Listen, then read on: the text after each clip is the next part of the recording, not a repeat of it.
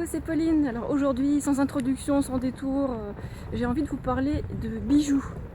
Ça fait déjà quelques années que j'ai quasiment arrêté de porter des bijoux parce que pour une première raison, c'est pas pratique. C'est pas très pratique pour le sport, c'est pas pratique pour la vie de tous les jours tout court. Et ça pose plusieurs questions en fait.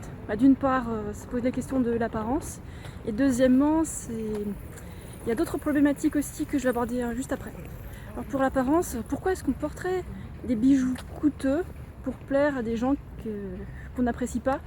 Et puis nos proches, ceux qui nous apprécient vraiment, ils en ont rien à faire si on a des bijoux ou pas. Sérieux. Sinon, c'est qu'ils nous aiment pas vraiment pour ce qu'on est à l'intérieur. Donc voilà quelques petites réflexions que je me suis faites ces dernières années. Et il y a encore un troisième aspect qui est vachement important en fait, auquel je pensais pas du tout. C'est les matériaux des bijoux. Par exemple, les métaux précieux qui sont extraits dans des montagnes, dans des conditions qu'on ignore totalement. Par exemple en Afrique, où ça cause de l'insécurité, voire plutôt de la guerre civile, des horreurs, l'esclavage humain, ou au moins de l'exploitation. Alors est-ce qu'on a envie de cautionner ça? Ben non, le moins possible du moins, quoi, dans la mesure de ce qu'on peut faire. Et il y a aussi les pierres précieuses qui sont extraites dans la montagne qui a rien demandé, quoi. On y fait des gros trous dedans, on fait des carrières à ciel ouvert, on saccage la nature pour des trucs qui brillent, pour qu'on se sente mieux, pour qu'on ait l'impression d'être plus beau. Et pour moi, la beauté, ça passe par la santé, donc sport, alimentation, sommeil et tout le tralala qui va avec. Pas les bijoux, quoi.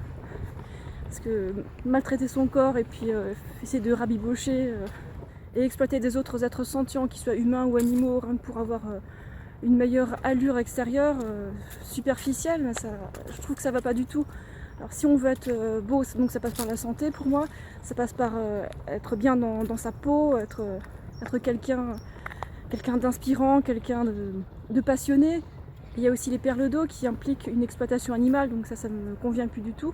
À propos des pierres, vous avez peut-être déjà entendu parler de la lithothérapie, qui est en fait une thérapie énergétique qui se base sur l'utilisation de différentes pierres qu'on met sur la peau, qu'on met à côté du lit, dans le sac, etc.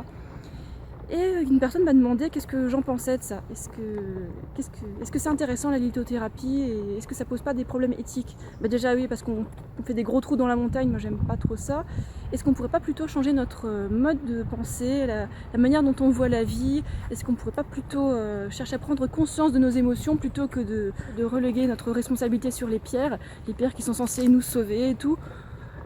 Moi je dirais laissez tranquille les pierres, la montagne, et puis commençons à changer la manière dont on voit le monde, l'état d'esprit qu'on a quand on va se coucher, quand on se lève, à chaque moment, quoi. Alors les pierres émettent de bonnes ondes, certainement, je sais pas, je suis pas allée vérifier avec des petits capteurs. Moi je trouve que ce serait mieux de remplacer la lithothérapie par la pleine conscience. Je vous parle de tout ça parce qu'en ce moment je suis en train de faire un gros tri dans les bijoux qu'il me reste, et si mon message peut contribuer à ce que les gens réduisent leurs achats qui exploitent les autres êtres sentients, animaux ou humains, ça peut être une bonne chose, quoi. Vous voyez les oies derrière là? C'est marrant, elles sont en liberté dans le parc. Bon, sur ce je vous laisse, je vous souhaite une bonne journée ou une bonne soirée et puis à bientôt. Bye!